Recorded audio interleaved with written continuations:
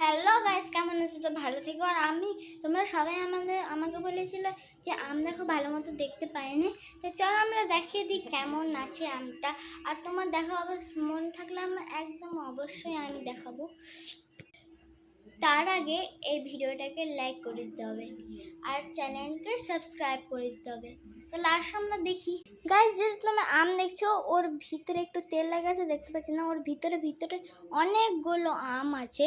মানে বাইরে থেকে দেখাচ্ছি তো অল্প লাগছে, কিন্তু এর ভিতরে অনেকগুলো আম আছে। আর চলো আমরা তোমাকে আম দেখাই।